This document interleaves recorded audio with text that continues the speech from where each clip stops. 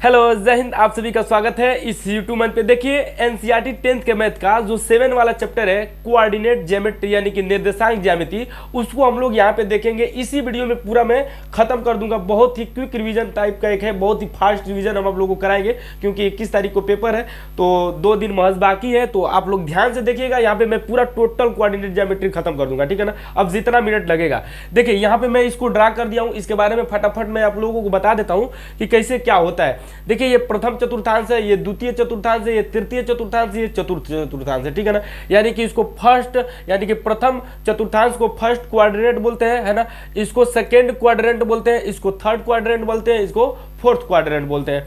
इसमें जो आप लोगों के भुज और कोटि है ना, जो भुज और कोटि आता है वो एक्स और वाई के रूप में लिखा जाता है। यानी कि वो जो रहता है इसमें वो प्लस प्लस में रहता है, इसमें जो रहता है वो माइनस प्लस में रहता है, और इस थर्ड वाले क्वाड्रेंट में जो रहता है वो माइनस माइनस में रहता है, और जो इसमें रहता है फोर्थ क्वाड्रेंट में वो आप लोगों का किस में रहता है, आप लोगों का प्लस माइनस में रहता है, ठीक है ना। इस प्रकार से रहते हैं सब वैल्यू। मैं बताऊंगा अभी कि कैसे वो प्लस प्लस में, माइनस प्लस में, माइनस माइनस में ये कैसे आप लोगों का होता है, ये अभी मैं उस पर डिस्कस करूंगा, ठीक है ना। पहले थोड़ा सा आप लोग देख लीजिएगा।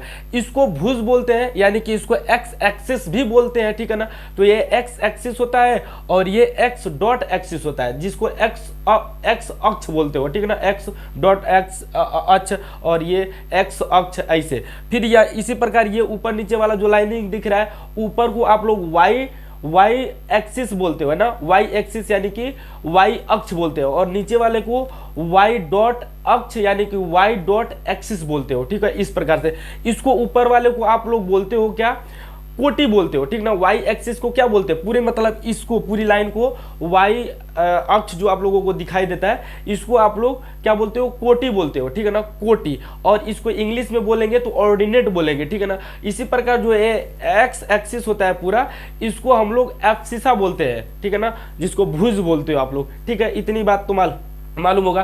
फिर यहाँ पे आप लोगों का केंद्र जो मूल बिंदु जिसको बोलते हो, मूल बिंदु, उसको इंग्लिश में ओरिजिन बोलते हैं, ठीक है ना। सारा चीज यहाँ पे मैं लिखवा दिया हूँ, इसको आप स्क्रीनशॉट ले लीजिएगा, थोड़ा मोड़ा देखेंगे याद हो जाएगा, आ जाएगा। देखिए यहाँ पे प्लस प्लस कैसे होता है, ध्यान दीजिएगा।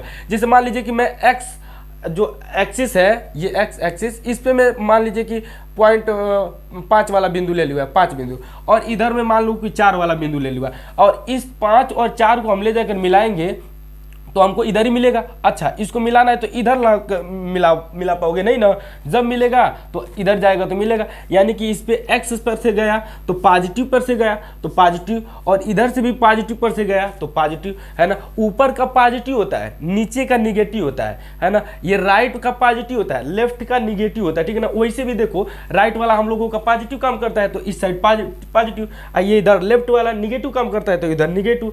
ऊपर अगर कोई वैल्यू उठता है तो पॉजिटिव रहेगा, अगर कोई वैल्यू डाउन होता है, नीचे जाता है तो निगेटिव होता है ना। तो वैसे आप लोग याद रखोगे तो याद हो जाएगा, ठीक है। बात सही है, बिल्कुल याद हो रहा होगा। अब इधर जरा देखिएगा, ध्यान से देखिएगा, है ना। ध्यान से देखेंगे, दिमाग का शटर खोले रहेंगे तो बिल्कुल आ जाएगा, है ना। ऐसा कुछ है नहीं कि नहीं आएगा। प्रथम चतुर्थांश, सेकंड चतुर्थांश, है ना, थर्ड चतुर्थांश और फोर्थ चतुर्थांश क्वाड्रेंट जिसको इंग्लिश में बोलते हो आप लोग।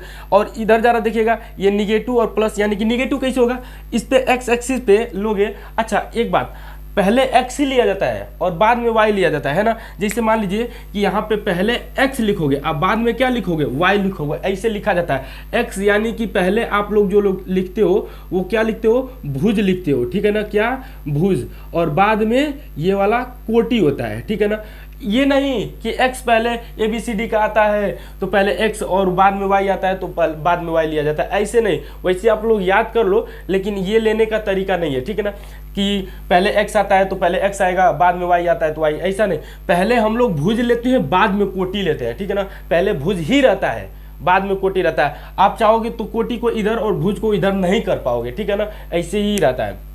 अब यहाँ पे माइनस प्लस क्यों रहता है, जरा देखिएगा। जब हम लोग पहले आप लोग कोटि पे सॉरी भुज पे आओगे तो भुज पे आप लोग मान लीजिए कोई बिंदु लेते हो, मान लो -5 लेते हो, फिर बाद में आप कोटि पे जाओगे तो इधर जाओगे तो प्लस वाला वैल्यू लोगे, ठीक है ना। तो पहले तो हम लोगों को माइनस वैल्यू मिला एक्स पे, फिर बाद में वाई पे प्लस मिला तो माइनस प्लस रहेगा, ठीक है ना। इसी प्रकार ये तो एक्स पे चलोगे तो माइनस, वाई पे भी आओगे अब मिलोगे तो निगेटिव निगेटिव। इस प्रकार इस पे चलोगे तो पहले एक्स पे चलोगे तो पॉजिटिव मिला, अब बाद में वाई पे चलोगे तो निगेटिव मिलेगा। इस प्रकार से जाकर यहाँ पे पॉइंट मिलेंगे, चाहे जहाँ मिले। मान लीजिए कि हमको 3 को और 2 को मिलाना है, तो 3 को और 2 को मिलाएंगे तो यहाँ पे आकर मिलेगा। मान लीजिए कि 5 को और 5 को मिलाना है, तो 5 को इधर से चले या 5 को इधर आए तो यहाँ पे बिंदु मिलेगा, ठीक है ना। इस प्रकार से मिलते हैं। देखिए ये तो रहा आप लोगों का रिवीजन इस वाले पर। मतलब अब इधर आ जाइएगा, अब आप लोगों को मैं थोड़ा सा सूत्र बताता हूँ, ठीक है ना। यानी कि यहाँ पे भुज और कोटि x और y के ही रूप में यहाँ पे लिखा जाता है। ये भी आप लोगों को समझ में आ गया। इधर जरा देखिएगा, कह रहा है कि P जो है बिंदु एक है और एक Q बिंदु है, जिसका निर्देशांक होता है x1 y1 और दूसरे वाला का x2 y2। ये दरअसल होता है x y, ठीक है ना। जैसे P बिंदु है, यहाँ पे मैं दिखा रहा हूँ, ठीक है। यहाँ पे ये P है और ये क्या है, Q है, ठीक। तो इसके जो निर्देशांक है, मान लीजिए कि x और y है, इसके भी निर्देशांक क्या है, x और y है। तो देखो ये मैं पहला बिंदु मान लिया, तो पहला बिंदु मान लिया तो x1 y1, ये दूसरा बिंदु मान रहा हूँ तो x2 y2, ऐसे होता है, ठीक है। तो इसीलिए इसका x1 y1 x2, आपका मर्जी, मन करे तो इसको पहले मान लो ना, इसको दोबारा मान लो, दूसरा बिंदु मान लो, तो ये x2 y2 हो जाएगा, ये x1 y1 हो जाएगा। ये कहीं लिखा हुआ नहीं कि आप इसी को पहले मानो, ठीक है ना। आप इसको भी मान सकते हो, इसको भी पहले मान सकते हो, जिसको मर्जी उसको मानो, ठीक है। बात समझ में आ रही होगी। अगर बात समझ में आ गई तो ठोक के दबा के लाइक शेयर भी कीजिएगा जरूर, ठीक है। मैं थोड़ा सा फास्ट इसलिए हूँ कि पेपर का टाइम बहुत कम है, जल्दी जल्दी फटाफट देख लेंगे, आप लोगों का टाइम बच जाएगा। तो ये जो बिंदु है, इन दोनों बिंदुओं को बीच की दूरी अगर हमको डिस्टेंस मालूम करना रहेगा तो कैसे मालूम चलेगा। जैसे मान लीजिए कि बिंदु यहाँ पे एक दिया है, पी बिंदु, क्यू बिंदु यहाँ पे दिया, पी बिंदु, क्यू बिंदु, इन दोनों के बीच की जो डिस्टेंस यहाँ से आए कैसे नापेंगे। तो इसके लिए एक फार्मूला होता है। क्या फार्मूला होता है ना। जैसे मैं लिख दूंगा पी क्यू के बीच की दूरी, के बीच की दूरी है ना, बराबर, है ना, बराबर। थोड़ा सा जगह कम बच गया, अच्छा चलिए मिटा कर बता दूं सही से इसको। के बीच की दूरी इसे लिख दे रहा हूँ, ढंग से लिख दे रहा हूँ, ठीक ना। पी क्यू के बीच की दूरी है ना, बराबर, दूरी बराबर। रूट में x2 माइनस x1 का whole square minus plus y2 minus y1 का होल स्क्वायर, ये होता है। देखो ये जो आप लोगों का होता है ना, ये आप लोगों का क्या होता है, भुज होता है, और ये क्या होता है, कोटि। यानी कि भुजों का अंतर का होल स्क्वायर प्लस कोटियों के अंतर का होल स्क्वायर, और रूट में चढ़ा दो। इसी प्रकार से निकलता है आप लोगों को दो बिंदुओं के बीच की दूरी का फार्मूला, ठीक है ना। दो बिंदुओं के बीच की दूरी का अगर फार्मूला लगाना रहेगा तो ये, और इससे दो बिंदुओं के बीच की दूरी का पता चलता है हम लोगों को, ठीक है ना। तो आप लोगों का होता क्या है, x2 माइनस x1 का whole square plus y2 minus y1 का होल स्क्वायर रूट में रहता है, ठीक है ना। ये इसको रूट में ले लेते हैं। अब सुनो, थोड़ा सा मुझे तबीयत भी खराब है, बोलने से आप लोगों को पता चल रहा होगा, थोड़ा जुकाम हो गया है, ठीक है ना। तो आवाज़ थोड़ा सा आप लोगों को डिस्टर्ब टाइप लग रहा होगा, तो थोड़ा बस केयर कीजिएगा, ध्यान से समझिएगा, आ जाएगा। जरा देखिएगा ध्यान से। अब इसमें आप लोगों को जो ये है, ये दो बिंदुओं के बीच की दूरी का सूत्र है, इसको याद रहेंगे ना, तो बहुत सारा क्वेश्चन आप लोगों का हल हो जाएगा, ठीक है। अगर मान लीजिए कि इसी पे आप लोगों को दो बिंदुओं के बीच की दूरी पूछ ले, अगर मान लीजिए कि इधर से एक पॉइंट इधर आ जाए, एक पॉइंट इधर आ जाए, और पूछ ले, तो कैसे निकालेंगे, इसको मिलाएंगे और हम लोग निकाल लेंगे, ठीक है ना। आप लोग इस पर निकाल लेंगे। अगर एक बात और, इसको चाहे तो इधर कर दें, इसको चाहे तो उधर कर दें, कोई दिक्कत नहीं। प्लस में तो जुटा हुआ है ना, तो पहले इसको लिखो, बाद में उसको लिखो, कोई दिक्कत नहीं।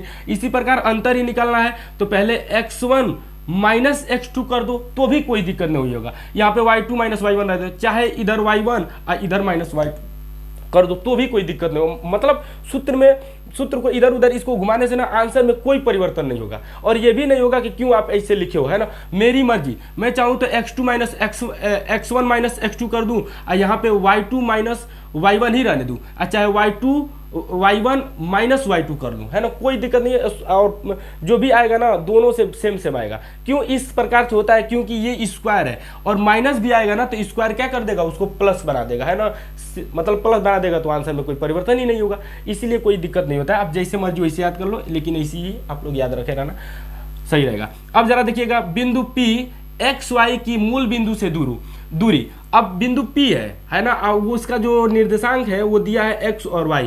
इसका पूछ रहा है कि मूल बिंदु से दूरी। जैसे मान लो कि मूल बिंदु तो यही है, इससे मूल बिंदु से कोई P बिंदु यहाँ पे दे दिया है ना, P बिंदु को यहाँ पे दे दिया, ये x और y इसका निर्देशांक दिया हुआ है। एक्स वाई की जगह पे कुछ भी हो सकता है, 3 4 माइनस 3 4 माइनस 2 0, है ना, कुछ भी हो सकता है। तो यहाँ से इसके बीच की दूरी अगर पूछता है तो जरा देखिएगा यहाँ पे x और y का है, x और y 0 0 है कि नहीं, मूल बिंदु से चल रहा है तो मूल बिंदु से तो 0 0 से स्टार्ट अप लेगा ना, 0 0 से स्टार्ट होगा, तो मूल बिंदु का जो x और y है वो 0 0 और यहाँ पे कुछ दिया है तो कैसे निकलता है, देखिए 0 में से कोई चीज़ अगर घटाते हैं, चाहे इसमें से 0 घटाते हैं तो x ही मिलेगा, इसी प्रकार y में से कुछ 0 घटाते हैं तो y ही मिलेगा, है ना, चाहे आप 0 में से x को घटाओ तो x ही मिलेगा, माइनस x मान लो कि मिल रहा है लेकिन स्क्वायर करोगे तो x ही तो हो जाएगा।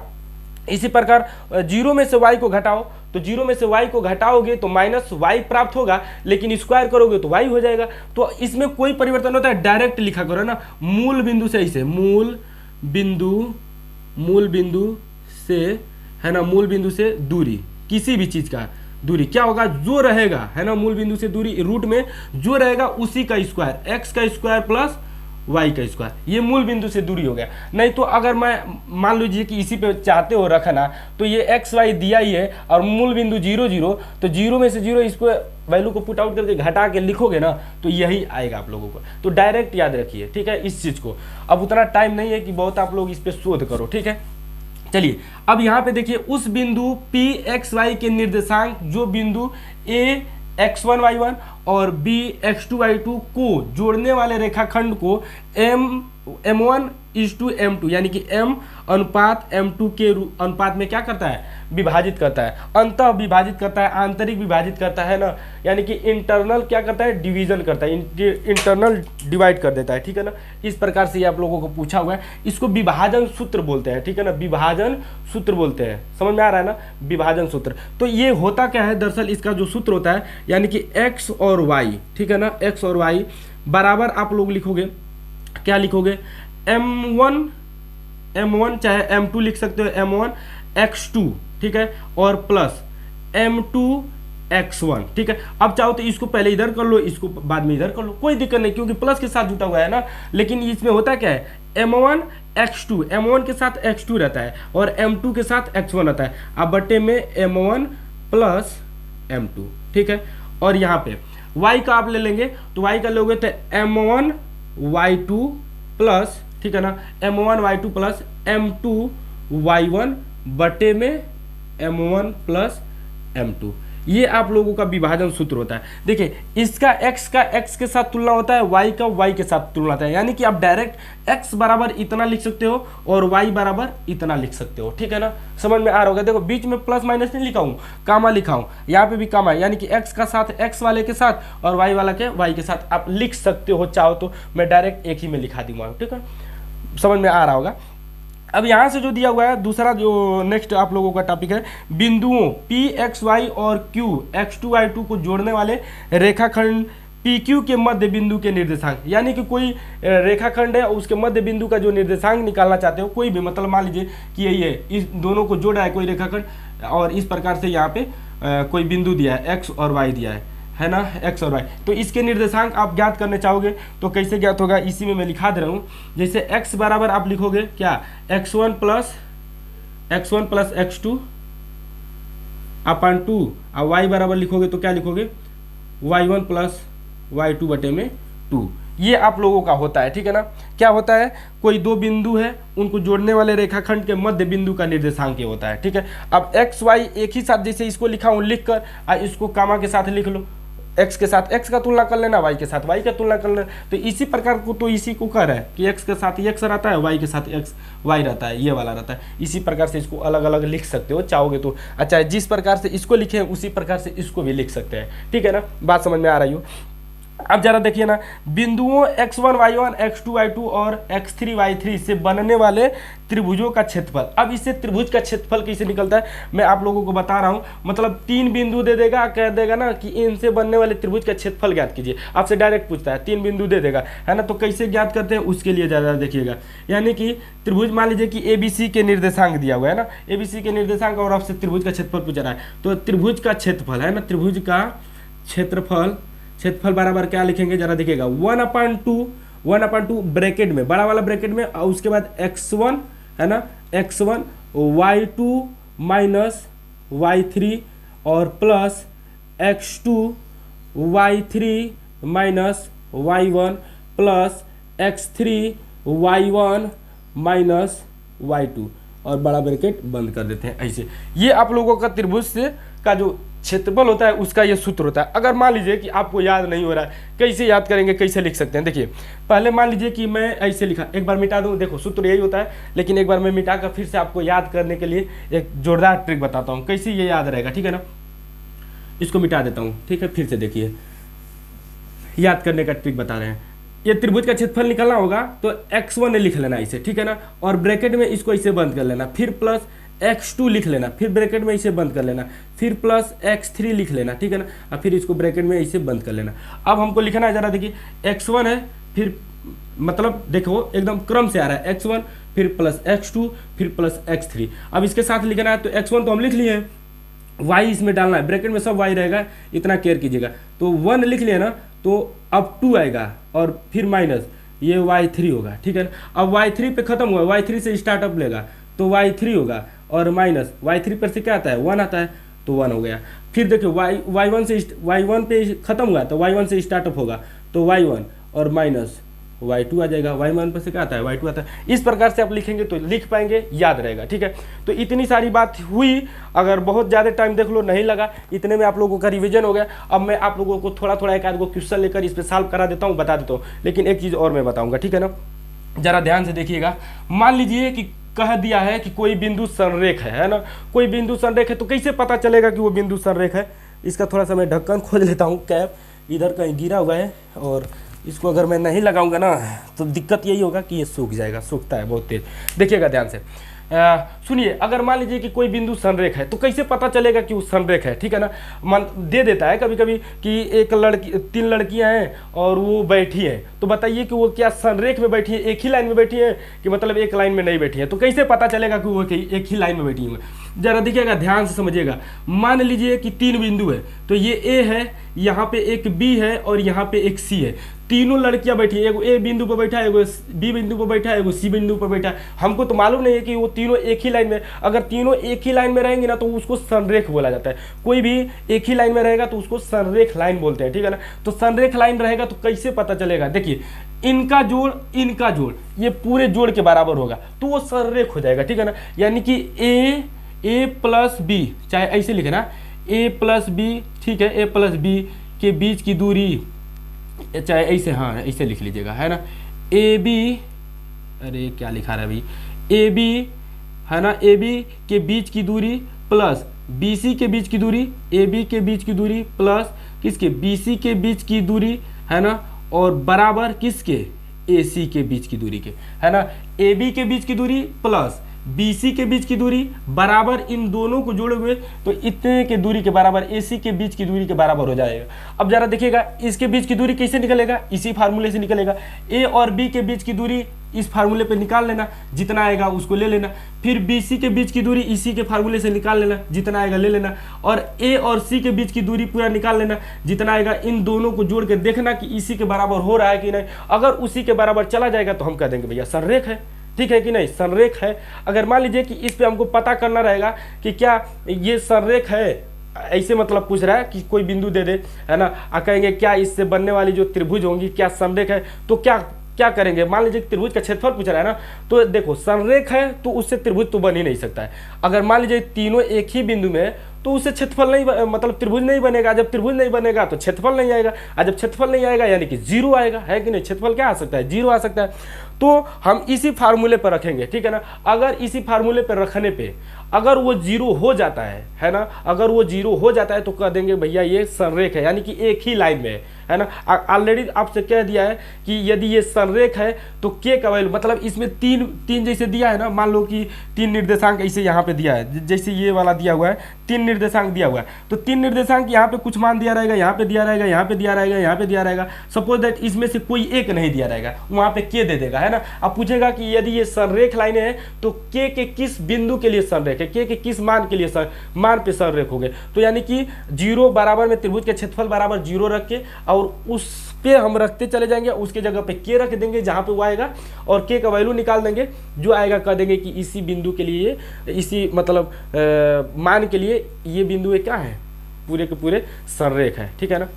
इस प्रकार से होगा। चलिए आइए एक मैं आप लोगों को बीच की दूरी भी लेकर बता देता हूँ और भी सारा चीज़ बताना है उसको बता देता हूँ। यहाँ पे इसको अगर स्क्रीनशॉट लेना चाहते हैं तो बिल्कुल आप स्क्रीनशॉट ले सकते हैं, है ना। आप लोगों को स्क्रीनशॉट ले लिए होंगे। तो चलिए आइए हम अब बताते हैं आप लोगों को कुछ इसमें खास पॉइंट, जो खास चीज़ दिया वो, ठीक है ना। देखिएगा बहुत ही तेज क्विक रिवीजन कराने में यही तो है, कुछ लोगों को समझ में आएगा, कुछ लोगों को समझ में नहीं आएगा। देखिए मान लीजिए कि हमारे पास बुक है एक 10वीं क्लास का, इसमें से मैं आप लोगों को कुछ क्वेश्चन लेकर उठा के दिखा देता हूँ, ठीक है। देखिए अगर आप लोगों के पास बुक होगा तो देखिएगा 7.1 का पहला जो क्वेश्चन है, पहले का पहला क्वेश्चन है, वो दे रहा है क्या 2 3 4 1, 2 3 4 और 1 कह रहा है कि इसके बीच की दूरी ज्ञात कीजिए। अगर मान लीजिए ऐसे आ गया बीच की दूरी ज्ञात करने के लिए कह देगा तो क्या करेंगे, हम कहेंगे कि माना ये a बराबर ये, b बराबर ये, तो इसकी बीच की दूरी है ना। तो बीच की दूरी मान लीजिए कि यहाँ पे a है, यहाँ पे b है, तो देखिए ये x1 y1 है, ये x2 y2 है, इसको पहला a बिंदु, इसको b बिंदु मान लेते हैं, पहला बिंदु भी दूसरा बिंदु, तो ये हमारा x y ऐसे लिख लीजिएगा। तो ये पहला बिंदु तो x1 y1, ये x2 y2 दूसरा बिंदु। अब हम लोग सूत्र रखेंगे तो AB के बीच की दूरी का सूत्र निकल कर आएगा। तो ज़रा देखिएगा, ध्यान से समझिएगा इस बात को। हम लोग लिखेंगे x1 चाहे x2, दोनों में से कोई लिख सकते हैं। तो x2 माइनस x1 लिखा हुआ थे, तो ये लिखो 4 में से 2 को घटाओ, यानी कि 4 माइनस 2, ठीक है, होल स्क्वायर प्लस है y2 माइनस y1, तो y2 माइनस y1 यानी कि 1 में से 3 को घटाओ, 1 में से 3 का घटाओ और होल स्क्वायर, ठीक है। अब इसको हम लोग ज्ञात करेंगे तो 4 में से 2 को घटाओगे तो 2, अब 2 का स्क्वायर करोगे तो कितना आ जाएगा, 4 आ जाएगा। होगा कि नहीं, देखो एक बार कर ही के दिखा दे रहा हूँ, एक लाइन बढ़वे करेगा। देखो 2 का स्क्वायर कर लिए प्लस यहाँ पे अगर आप घटाते हो तो कितना का स्क्वायर होगा, -2 का स्क्वायर होगा, ठीक है। तो अब यहाँ पे 2 का स्क्वायर कितना होगा 4, और प्लस यहाँ पे भी 2 का स्क्वायर कितना होता है 4, और माइनस माइनस तो प्लस हो जाएगा, तो प्लस 4 4 8 हो जाएगा, रूट में 8। और यहाँ पे इकाई लिखना मत छोड़िएगा, ठीक है ना, इकाई जरूर लिखिएगा लास्ट में। जो भी आप लोगों का आएगा दूरी वो क्या होगा, कोई ना कोई इकाई मात्रक में होगा, तो इकाई मात्रक लिखिएगा, इकाई लिख लीजिएगा, कुछ भी लिख लीजिएगा, ठीक है ना, इतना आएगा। इस प्रकार से ये दो बिंदुओं के बीच की दूरी का फार्मूला होगा, और ये आप लोगों का उस पर कुछ मैं आप लोगों को हल करके बता दिया। अब जरा देखिएगा, मान लीजिए कि 3 बिंदु दिया है और ये पेपर में आ भी सकता है, तो इसको मैं आप लोगों को दिखा दे रहा हूँ। अगर 3 बिंदु दिया हुआ है और उससे आपको त्रिभुज का क्षेत्रफल पूछ रहा है तो कैसे आप लोग करेंगे। देखिए मान लीजिए कि 3 बिंदु ए बराबर कुछ दिया है 1 और -1, ये आप लोगों का उदाहरण में ले रहा हूँ 11वां नंबर का, ठीक है ना, NCERT बुक का 1 1, और उसके बाद जो दिया हुआ है -4 और 6 दिया हुआ है, और आप लोगों का इसके बाद -3 और -5 दिया हुआ है। ऐसे दिया हुआ है, 3 बिंदु दिया हुआ है और इससे हम लोगों का त्रिभुज का क्षेत्रफल पूछ रहा है। देखिए ये मतलब पहला बिंदु है, दूसरा बिंदु है, तीसरा बिंदु है, ABC, ठीक है ना। तो ये हम XY लिख लेना, ठीक है ना, आप भी ऐसे लिख लेना XY और XY, ठीक है। और ये देखो X1 Y1, X2 Y2, X3 Y3, है ना, Y3 ऐसे लिख लेना। पहले के लिए X1 1 1, दूसरे के लिए 2 2 और तीसरे के लिए 3 3। अब हम लोग सूत्र लिखेंगे 1/2, ठीक है ना। और आप लोग बना चुना लीजिएगा, त्रिभुज का क्षेत्रफल यहाँ पे लिख लीजिएगा, ABC के त्रिभुज का क्षेत्रफल ऐसे लिख कर इसको लिखिएगा। अब जरा देखिएगा, यहाँ पे हम एक बार सूत्र लिख देते हैं।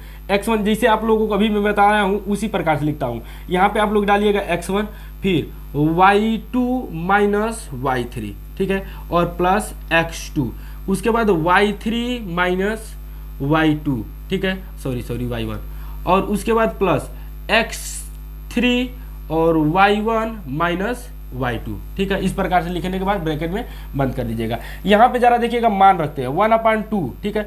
X1 क्या है 1 है, और उसके बाद ब्रैकेट में ये Y2 माइनस Y3, Y2 है ना, Y2 माइनस Y3, ये तो 6 और -6 -5, तो ऑलरेडी -5 आ रहा है, यहाँ माइनस है ऑलरेडी, यहाँ पे माइनस आ रहा है तो +5 हो जाएगा, ठीक है। और उसके बाद प्लस X2 क्या है -4, ठीक। और उसके बाद ब्रैकेट में Y3, तो Y3 क्या है -5, और ये सूत्र का माइनस, और Y1 आपका क्या है -1, तो माइनस आएगा तो क्या बना देगा, प्लस बना देगा, तो 1 लिख ले। और उसके बाद प्लस X3 क्या है -3, है ना, और y1 आपका क्या है, y1 आप लोगों का -1 है तो -1, और माइनस y2 आप लोगों का क्या है, y2 आपका 6 है तो -6 हो जाएगा, और ब्रैकेट में बंद कर दिए 1/2, ये 1 का तो गुना होगा तो यही रहेगा, तो 6 5 11 हो जाएगा, ठीक है ना, तो 11 लिख दिए, प्लस ये 4 और यहाँ पे आप घटाएंगे तो -4 आएगा, अब माइनस का माइनस में गुना होगा तो प्लस हो जाएगा, 4 चौको 16 हो जाएगा, तो +16 ही रहेगा, यहाँ पे प्लस, यहाँ पे ज़रा देखिएगा माइनस माइनस जुटेगा तो 7 हो जाएगा, -7, अब माइनस में गुना होगा तो प्लस हो जाएगा, और 7 तिरिके 21 हो जाएगा, है ना, तो +21 हो जाएगा, और उसके बाद 1/2,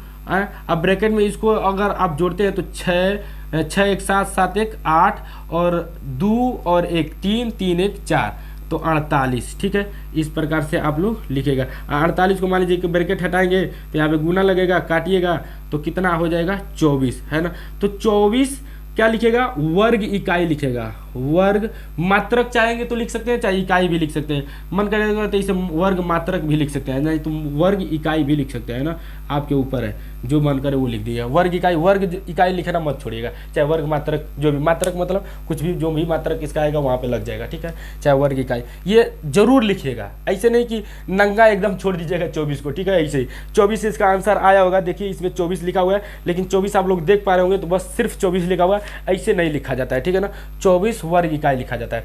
फिर इस प्रकार से मतलब त्रिभुज का क्षेत्रफल हो गया। अगर मान लीजिए कि इसी प्रकार देकर आपसे और यहाँ पे वैल्यू न देकर यहाँ पे के दे दे, एम दे दे, कुछ भी दे दे, आप कहेगा कि यदि ये संरेख है, ये बिंदु यदि संरेख है तो के का मान ज्ञात कीजिए, तो यदि ये बिंदु संरेख है तो के का मान ज्ञात कीजिए, यानी कि इसका क्षेत्रफल आएगा 0, तो ये 1/2 जब इधर जाएगा तो ये तो 0 हो जाएगा, है कि नहीं, ये क्या हो जाएगा 1/2, यानी कि 1 यहीं पे छोड़ दिया, ये 2 है तो इधर से भाग से जाएगा, इधर तो गुना, 0 में गुना हो जाएगा तो क्या हो जाएगा 0 हो जाएगा, तो यानी कि सिर्फ यही रहेगा, ठीक है ना, और इसका वैल्यू हम रखेंगे, और जहाँ पे ये आएगा 2 की जगह पे वहाँ पे के रखेंगे, फिर आप मान प्राप्त करोगे तो के का कुछ ना कुछ वैल्यू आएगा, वही आप लोगों का आंसर हो जाएगा, ठीक है ना, इस प्रकार से होता है।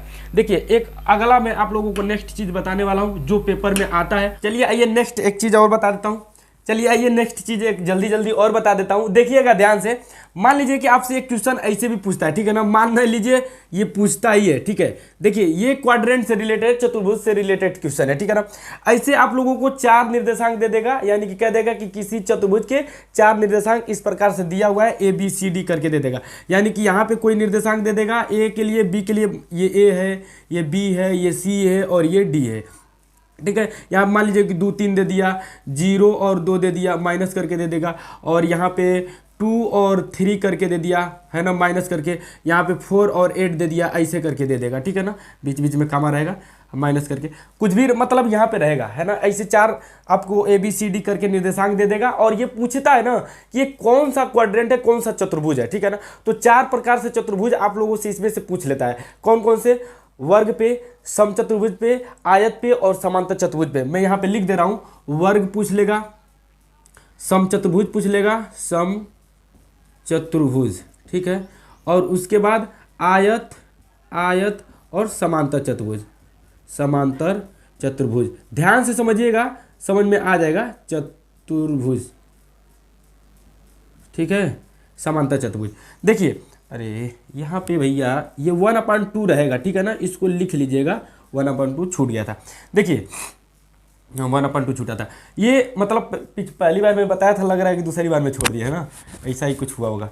और देखिए यहाँ पे ध्यान से, तो वर्ग, देखिए हम लोग करेंगे क्या, A और B के बीच की दूरी निकालेंगे, दूरी का सूत्र जानते हो, 2 बिंदुओं के बीच की दूरी का सूत्र, तो A और B के बीच की दूरी निकालेंगे, फिर B और C के बीच की दूरी निकालेंगे, फिर C और D के बीच की दूरी निकालेंगे, और फिर D और A के बीच की दूरी निकालेंगे। तो हो सकता है मे भी कि ये चारों भुजाएं बराबर आ जाए, दूरी के सूत्र से निकालोगे तो ये भी 4 आ जाए, ये भी 4 आ जाए, ये भी 4 आ जाए, ये भी 4 आ जाए, मतलब 4 ले रहे हैं, कुछ भी आ सकता है, हो सके तो मे भी मतलब सब बराबर हो जाए। तो सब बराबर होगा तो 2 चतुर्भुज हो सकता है इसमें, या तो वर्ग होगा या तो सब चतुर्भुज होगा, है ना, वर्ग की भी सारी भुजाएं बराबर होती है और सब चतुर्भुज की भी सारी भुजाएं बराबर होती है, ठीक है ना, तो 2 चतुर्भुज ये जा सकता है। अब अगर बराबर हो गया तो अब क्या करेंगे कि इनके बीच का ये जो विकर्ण होता है, डायगोनल जिसको बोलते हैं, इन डायगोनलों को हम लोग निकाल देंगे दूरी के सूत्र से, इसके बीच की दूरी निकाल लेंगे, इसके बीच की दूरी निकाल लेंगे, और इन दोनों के बीच की दूरी निकाल के देखेंगे कि ये भी बराबर क्या हो रहा है, मतलब ई भुजाओं के बराबर नहीं आएगा, इनका मतलब ये जो विकर्ण है ना, इसके बराबर में ये विकर्णवा आ जाएगा, ठीक है ना, कुछ भी आ सकता है। अगर दोनों बराबर आ जा रहे हैं विकर्ण तो ये वर्ग हो जाएगा। अगर ये दोनों बराबर नहीं हो रहा है तो ये समचतुर्भुज होगा, है ना। भुजाएं सारी बराबर हो, भुजाएं सारी बराबर हो, अगर विकर्ण भी बराबर हो गया, है ना, ये नहीं कि भुजा के ही बराबर आएगा। विकर्ण का मतलब ध्यान समझिएगा, विकर्ण में कुछ भी हो सकता है और वो विकर्ण दोनों आपस में बराबर हो गया, है ना, तो वर्ग होगा। अगर विकर्ण बराबर नहीं हुआ, है ना, भुजाएं बराबर है, अगर विकर्ण बराबर आपस में नहीं है तो वो समचतुर्भुज होगा, ठीक है। अगर मान लीजिए ऐसे ही निकाले चारों भुजाओं को, आमने सामने की भुजाएं बराबर जा रही है, आमने सामने, ये इसके बराबर, इसके बराबर, ये भुजाएं इसके बराबर आया, है ना, दूरी सूत्र से, तो वो दो चतुर्भुज हो सकता है, या तो आयत या तो समांतर चतुर्भुज। अब हम लोग विकर्ण भी निकालेंगे। अगर विकर्ण दोनों आपस में बराबर हो जाएंगे तो वो आयत हो जाएगा, अगर विकर्ण आपस में बराबर नहीं होगा तो समांतर चतुर्भुज होगा, ठीक है। इस प्रकार से होगा। और देखिए क्षेत्रफल अगर कभी कभी पूछ देता है कि इस चतुर्भुज का क्षेत्रफल ज्ञात कीजिए, तो चतुर्भुज का क्षेत्रफल ज्ञात कीजिए, तो यहां से हम लोग क्या करेंगे कि ये बीच में से चाहे इधर से डायगोनल ले लो चाहे इधर से डायगोनल ले लो। आज जरा देखना, ये आप लोगों का एक त्रिभुज हुआ, है ना, तो ये त्रिभुज हुआ, एक ये त्रिभुज हुआ, तो इस 3 बिंदुओं से त्रिभुज के सूत्र से आप इसका क्षेत्रफल निकाल लो और इन तीनों बिंदुओं से इस त्रिभुज का क्षेत्रफल निकाल लो और दोनों का पेचअप करा दो, जोड़ दो दोनों को, ठीक है ना।